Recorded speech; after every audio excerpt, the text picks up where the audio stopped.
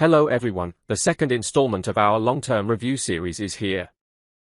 Coincidentally, this time it's another on a phone and another unconventional model, the Magic V6.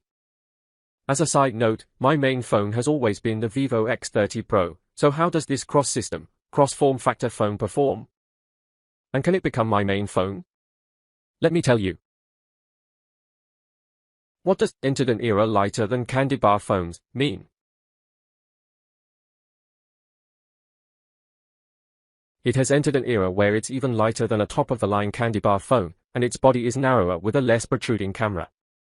The overall weight is more evenly distributed, making it more stable to hold. The external screen has also been upgraded to a black diamond screen, which is said to be more drop-resistant and scratch-resistant. I want to talk about its anti-reflective effect. I use my phone most often in the office and on the subway, and the light reflected in front of me is often like this and like this. But after switching to the V6, I can clearly feel that the light perception is much better. When looking at things side by side, it's even more obvious. This side is a very bright and dazzling light. The V6 isn't completely free of reflection, but the reflection is darker and softer. When you open a page of content, it's basically impossible to see the content on this side without adjusting the angle. The V6 is much better. In short, for a while after getting it, the feel of it was better than I had to get used to it. The foldable experience is close to that of a candy bar phone, giving it an absolute advantage. I've been using it as my main phone, but a problem has arisen. Putting aside the fact that I've already spent 10,000 yuan, why do I need to expand it? What other benefits of stepping out of my comfort zone built up over the past decade to try a new interactive experience? For a while afterward, I deliberately expanded the inner screen to give myself a push and experience it. The conclusion was, well, you really can't predict what you'll see on the next page. When a portrait-oriented application is placed on a square screen, it means there are many ways to expand it. The first is content filling. For example, the WPS reading app has a larger display area, so it directly fills more content. Take the configuration table we made in landscape mode as an example. On a regular phone, you can basically only see 2 columns, but on the inner screen, you can see 5 columns. When reading a book, you need to flip through the outer screen after reading a section. The inner screen can display 2 to 3 sections, which is undoubtedly a huge advantage for people who frequently need to view reports and contracts or have a reading habit. For photo editing, one screen can offer more functions without having to search back and forth, making it much more convenient than a regular candy bar phone. The second type is mindless enlargement. In other words, it doesn't adapt to some icon and card-based applications, simply enlarging to fill the blank space, but actually reducing the amount of information displayed on one page. The super large font is as eye-catching as its business design. The third type is left-right partitioning apps, which reconstruct an operating logic based on the characteristics of foldable screens, dividing different levels of content into left and right columns within the same application. This allows for more content to be displayed while maintaining the same operating logic, which is the adaptation method for most applications. So what about the other branch? In social media apps, you can view the original post while reading comments. Often, comments will mention a particular image or video highlighting a specific element, which you can then directly view there. However, platforms like Redbook, which interweave text, images, and videos, require more adaptation. Sometimes it's split screen for videos, and other times it's split screen top-bottom. During my time using it, there were even updates. Redbook previously supported split screen for videos, but now it doesn't. So, the challenge isn't just adapting to the controls, but rather the uncertainty of how different apps are rearranged. The next update might be a perfect fit, or it might be a massive icon overload. Besides single app compatibility, multi-app compatibility is a staple of Redbook. You can check which restaurant is cheaper when ordering takeout, or look up information while planning your trip.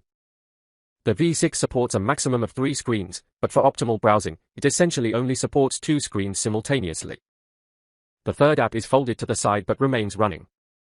For example, when watching the Sisters Who Make Waves live stream, I was too lazy to watch the voting segment and often switched to other apps. With this feature, as you can see, I'm currently on the Redbook, and the video on this side is continuously playing. I can just switch back when the time is almost up, and the switching is very smooth. Even with games running simultaneously, there's no lag. However, not lag doesn't mean it doesn't get hot, its heat dissipation is indeed limited. Overall, although I've adapted for a while, I still mostly use the outer screen for browsing. But the experience of using the large screen for reading, documents, pen holders, pictures, and videos is something a regular candy bar phone can't provide. Oh, and with the large fold, the crease issue is unavoidable. To be honest, it's noticeable when the light shines on it, but in actual use, you rarely see it from the side or at an angle, so it doesn't really matter. The split-screen design also mitigates some of the crease's impact. Another hurdle for a large fold as a primary phone is battery life. Although Despite its slim and lightweight design, the Magic V6 still manages to pack a 7,150 mAh battery. Based on our 5-hour battery life test, the internal screen's power consumption is mainly driven by activities like gaming, recording, and video calls.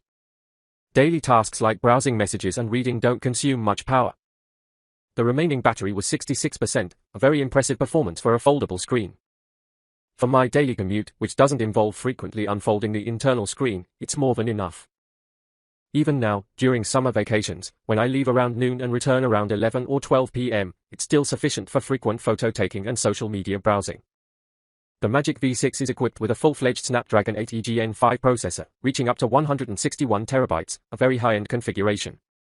Its smooth multitasking also demonstrates its strong task handling capabilities. In terms of gaming, it performs well with games like Honor of Kings and PUBG Mobile. However, the rapid temperature rise within half an hour, especially around the camera, is quite noticeable even during everyday multitasking. It's fair to say that performance and feel should be considered separately. It also offers impressive AI capabilities, such as meeting minutes and photo-to-document conversion, further enriching business scenarios. On the system side, Honor can seamlessly integrate with iOS and Android, and directly transfer files with HarmonyOS.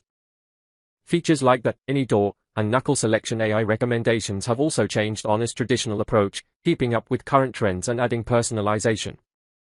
Finally, if I had to point out some drawbacks, there are some. For example, the opening angle is somewhat limited in hardware. On the software side, longer videos in WeChat will force a redirect to a video app, preventing direct viewing within WeChat, even after deleting the original app. Furthermore, when switching apps, loading may fail. In dual screen mode, theoretically, it should be similar to opening a single app, but this bug still occurs. Hopefully, it can be optimized in the future. After using the Honor Magic V6 for a while, my impression is that it's a very complete large folding phone. You can use it as a regular cardboard cutter for everyday use, and its dust and water resistance is also impressive. Compared to my previous X30 Pro, apart from slightly slower imaging and system processing speeds, I haven't compromised much for the extra screen. Starting at 8,999 yuan, I think it's a pretty good choice if you want a large folding phone that's close to a flagship in all aspects. So far, I've used most of the major folding screen phones on the market. In the next video, we'll talk about how to choose a large folding phone. If you're interested, please like, comment, and subscribe. Stay tuned.